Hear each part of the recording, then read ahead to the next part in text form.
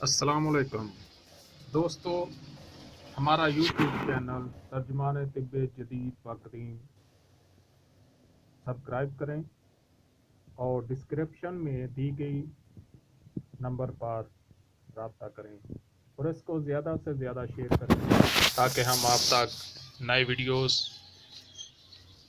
آسان طریقہ سے تجویز اور تشخیص طب جدید و قدیم کی پہنچاتے رہیں۔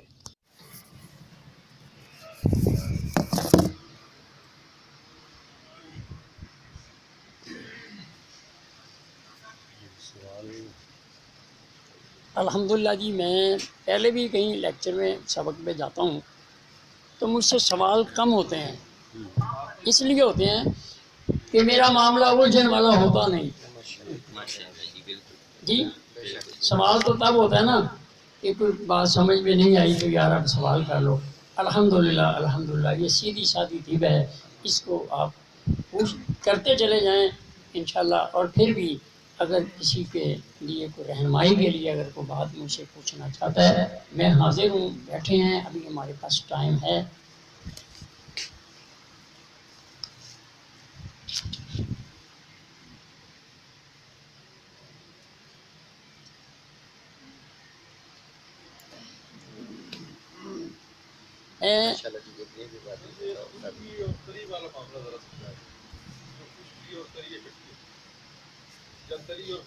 میرا خیال ہے یہاں آپ ادھر آ جائیں ذرا آگے سوال یہاں آگے آ جائیں۔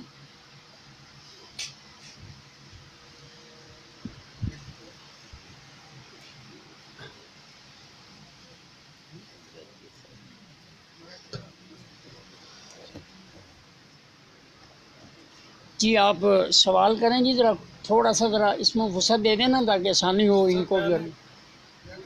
جو خشکی اور تری ہے یہ بڑا معاملہ ذرا سمجھیں۔ ہاں، معاملے سے کیا مراد ہے، کیا چیز سمجھ نہیں آ رہی ہے؟ خشکی اور تری اکٹھی نہیں ہو سکتی۔ ہاں جی بس جی آ گئے، سوال آ گیا جی، آ گیا بھائی، یہی میں کہلوانا چاہتا تھا جو آپ نے کہہ دیا۔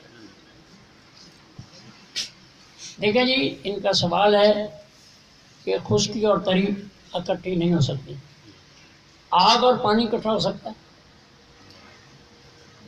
جی؟ تو میں سمجھتا ہوں کہ اگر کوئی یہ کہے کہ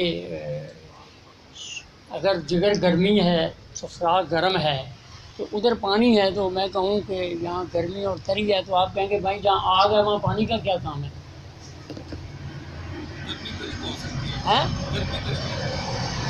وہ کیسے؟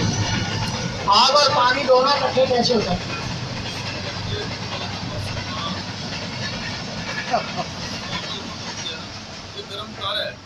جی نہیں، آپ آگ اور پانی کو اکٹھا کریں، آپ ادھر تری اور خشکی کو کہہ رہے ہیں نا، پھر تو نہیں کہہ رہے آپ پانی میں پھر چلو آپ کو میں عرض کروں یہ مقصد کیا ہے؟ مقصد یہ ہے کہ جب نبض غدی اعصابی ہے تو ہم کہیں گے کہ گرمی کم ہو رہی ہے اور تری بڑھ رہی ہے۔ جب ہم کہیں گے اعصابی غدی تو ہم کہیں گے کہ اب گرمی کم ہو رہی ہے اور تری بڑھ رہی ہے۔